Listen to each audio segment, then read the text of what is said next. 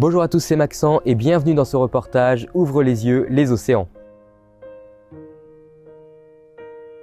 Aussi important que les 40 millions de kilomètres carrés occupés par les forêts sur la Terre, les océans produisent 50% de l'oxygène présent dans l'atmosphère. Cependant, en seulement 40 ans, le nombre d'animaux marins a été divisé par 2.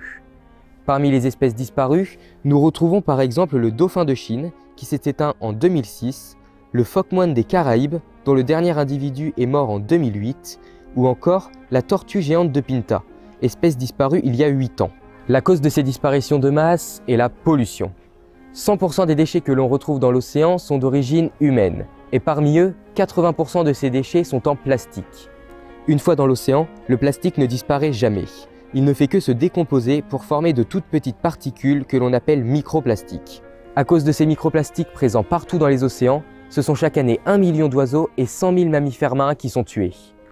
En plus de ce nombre ahurissant, ce plastique est un réel fléau pour les espèces marines. Nombreuses d'entre elles en ingurgitent, comme les tortues qui le confondent avec des méduses, leur repas habituel. De plus, le plastique peut se coincer dans les animaux et leur provoquer de graves blessures, souvent irrémédiables. Selon la Commission européenne, 7 déchets sur 10 dans les océans finissent par couler, ce qui forme un tapis provoquant l'asphyxie des fonds marins. Cette asphyxie amène à la disparition progressive de la vie aquatique. Pour sauver nos océans, sa faune et sa flore, la solution est de réduire nos déchets. Le zéro déchet est le mode de vie qu'a choisi Romain dans son quotidien ainsi que sur son bateau. Nous l'avons rencontré dans le port des Minimes.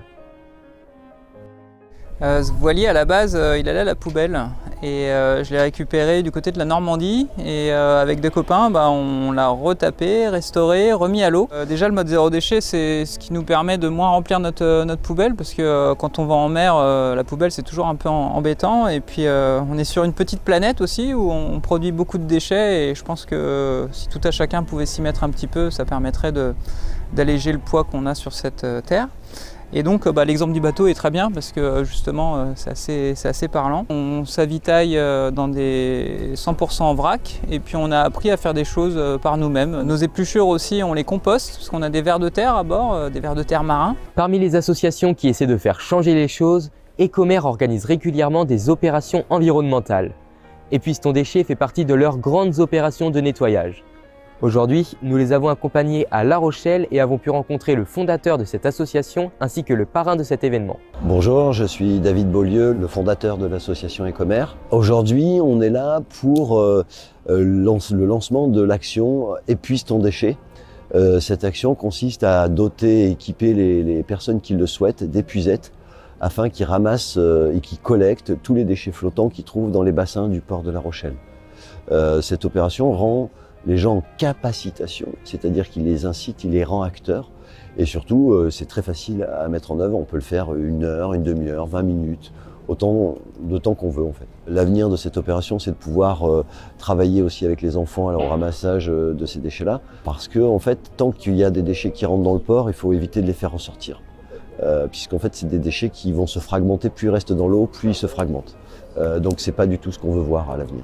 Bonjour, Yannick Bestaven, skipper du bateau IMOCA Maître Coq et parrain de l'opération Épuise ton déchet avec Ecomer. C'est important déjà de prendre conscience un peu de tous les déchets que l'on peut trouver et de les ramasser, puisqu'on voit bien maintenant sur nos plages toutes les billes de plastique que l'on retrouve ou tout ce qui est en plastique qui traîne dans l'eau. Moi je le vois de plus en plus en mer quand je fais mes courses, mais aussi sur les plages ou dans les ports, et c'est bien de donner conscience aux gens de faire une action, de ramasser ces déchets-là, qui sont des déchets qui mettent un temps très long à se dégrader. À La Rochelle, c'est une opération de test. C'est bien que David et Ecomer soient les initiateurs de cette opération, et je pense bien qu'on va la retrouver dans tous les ports de France, enfin je l'espère.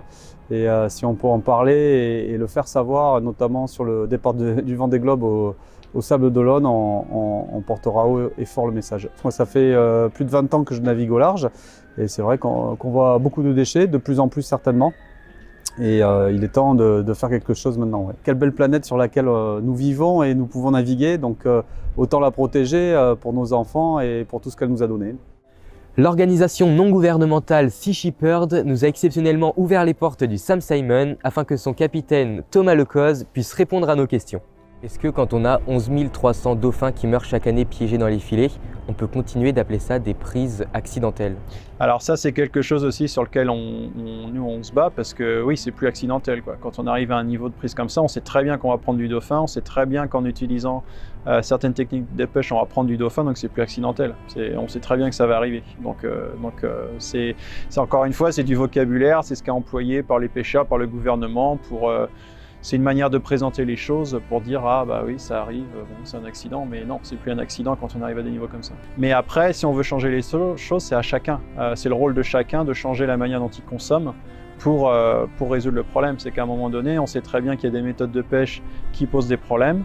Mais si on n'achète pas les poissons qui sont pêchés en utilisant ces méthodes, ça enlève la demande, et s'il n'y a plus de demande, du coup, il n'y a plus de raison d'utiliser ça. Pour faire perdurer nos océans, de nombreuses solutions existent.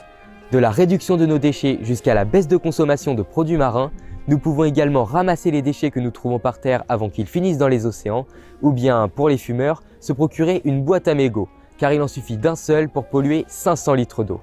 J'espère que ce reportage a pu vous faire ouvrir les yeux sur les océans, et comme disait Antoine de Saint-Exupéry, nous n'héritons pas de la terre de nos ancêtres, nous l'empruntons à nos enfants.